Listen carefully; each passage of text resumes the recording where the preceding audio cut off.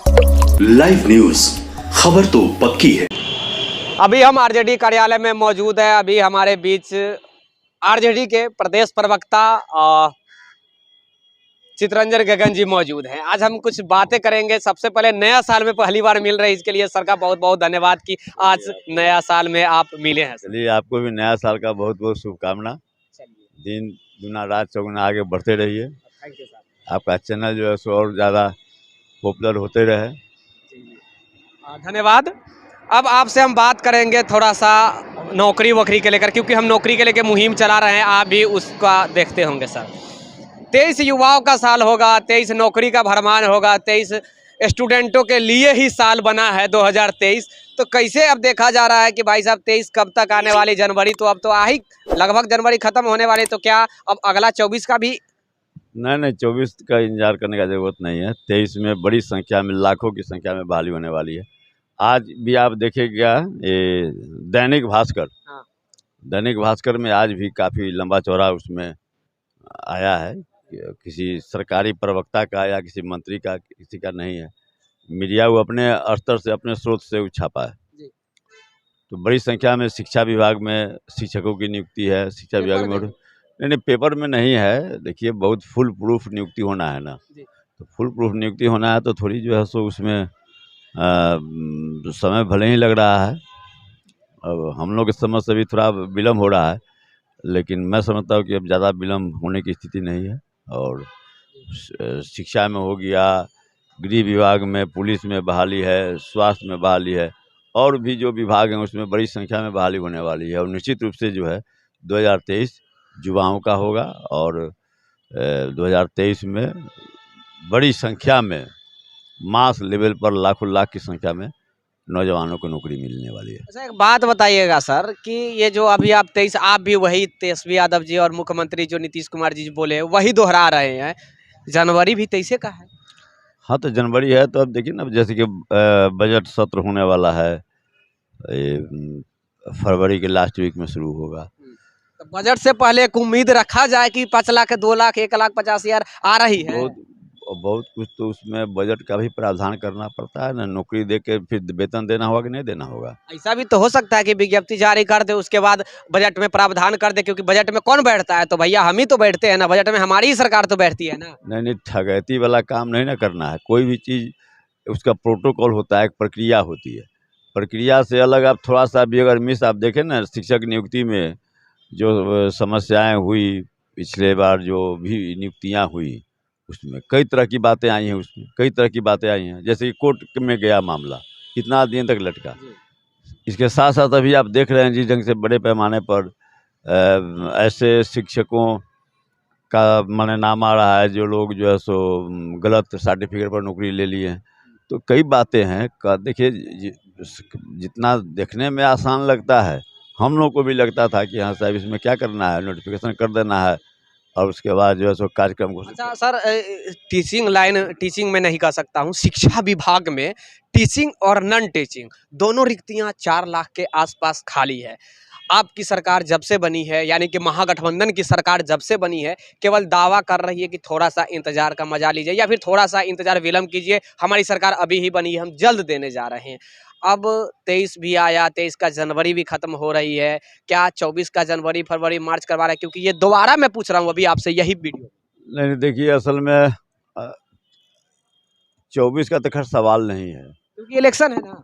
नहीं, इलेक्शन से तो कोई मतलब नहीं है। देखिए, इलेक्शन से कोई मतलब नहीं है। आपको मैं याद दिलाना चाहूँगा, मैंने सरकार अभी बनी है, 2020 में चुनाव हुआ था।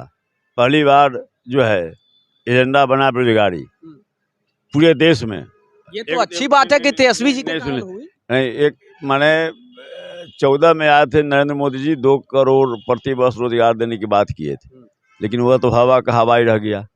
लेकिन 2020 का जो बिहार विधानसभा का जो चुनाव हुआ, उसमें तेजस्वी रोजगार मुद्दा रहा।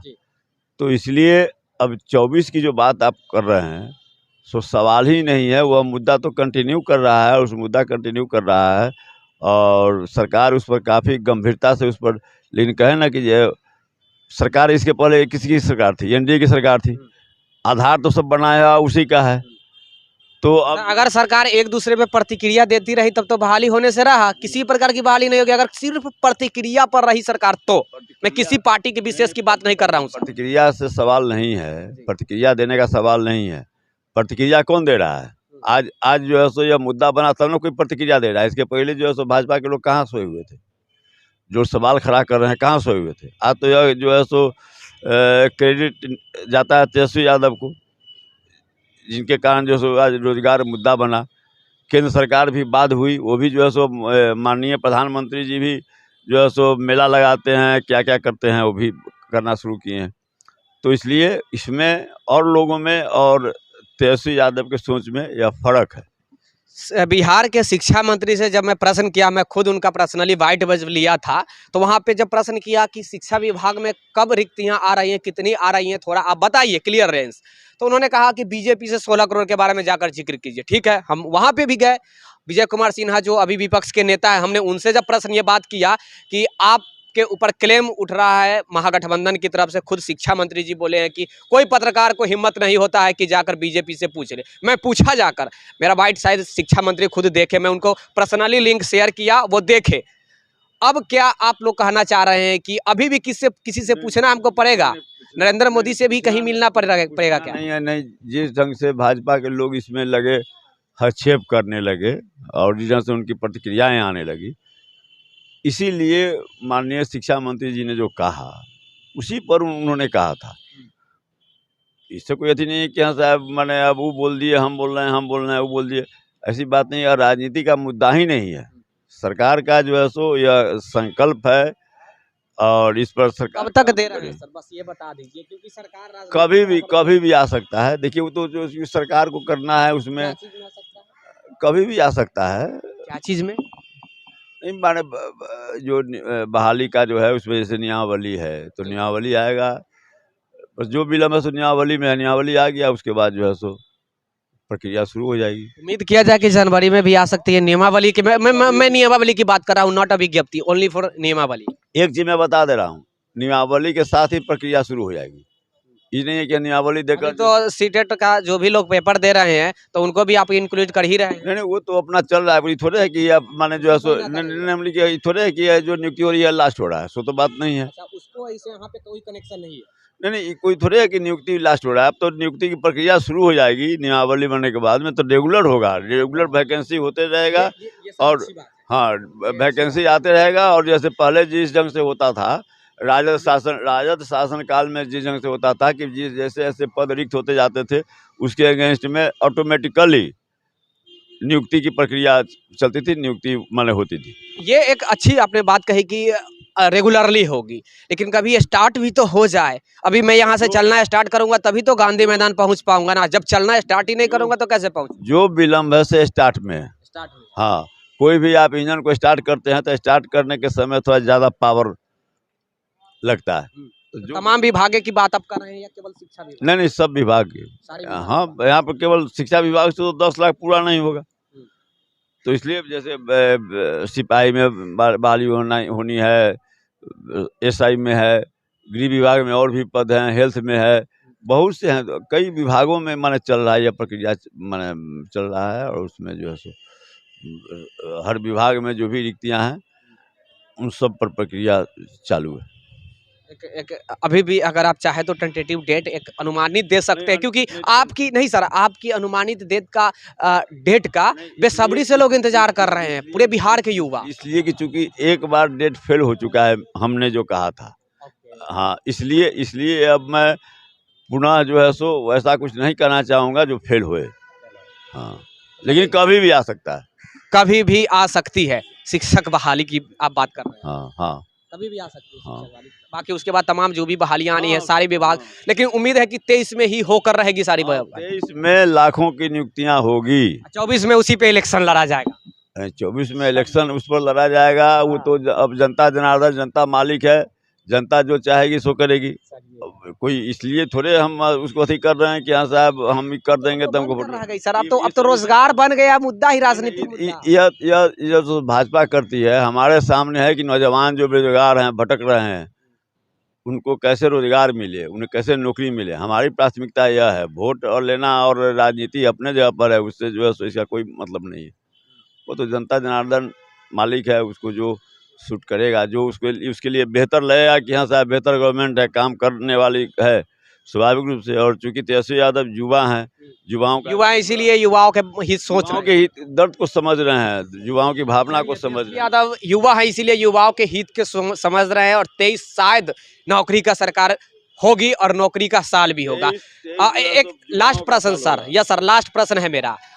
बिहार के शिक्षा मंत्री जो प्रोफेसर चंद्रशेखर यादव जी है, उन्होंने एक कमेंट किया जो पूरा वायरल चला, यहाँ से दिल्ली तक बातें चली गई, रामचरितमानस सुंदरकांड, और उसके बाद अंडरग्राउंड वो हो गए हैं। अंडरग्राउंड क्यों हो रहा है आजकल, दिख भी नहीं। नहीं, अंडरग्राउंड को कह दिया है कि अंडरग्राउंड है। नहीं, यह सब केवल अफवाह है। कल तो कार्यालय में बैठे थे, वो कल कार्यालय में बैठे थे। यह जो है सो केवल अफवाह सब है, जो माहौल बनाया जाता है। शिक्षा मंत्री अंडरग्राउंड नहीं हुए हैं। नहीं, शिक्षा मंत्री अंडरग्राउंड क्यों होंगे, अंडरग्राउंड क्यों होंगे?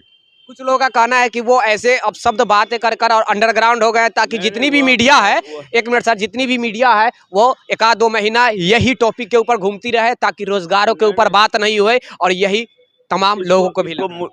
यह जो है कोई मुद्दा ही नहीं है। मुद्दा वो लोग बना रहे हैं जो कि इस पर राजनीति करते हैं।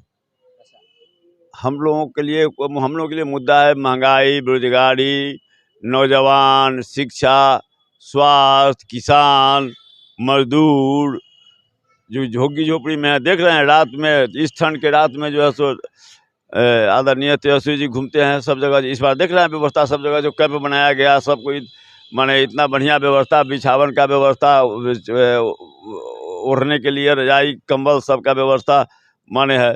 तो हमारे सामने प्राथमिकता है, हमारे नेता के सामने प्राथमिकता यह है। साल के अभी जो शुरुआती ही हुई जनवरी से, तो जनवरी फरवरी होते होते उम्मीद लगाई जाए कि कुछ युवाओं को खुशखबरी मिल जाएगी। खुशखबरी मिलेगी, खुशखबरी मिल जाएगी, खुशखबरी मिलेगी, खुशखबरी जल्द मिलेगी, ऐसा उम्मीद जताई जा रही है। और आरजेडी की तरफ से अभी भी कहा जा रहा है, जैसा कि आपने सुना चितरंजन गगन जी क्या कुछ बोले, जल्द ही बिहार के युवाओं को 2023 में खुशखबरी मिलने की संभावना है। कैमरामैन राजेश राज के साथ मैं विक्की गोयल। लाइव न्यूज, खबर तो पक्की है।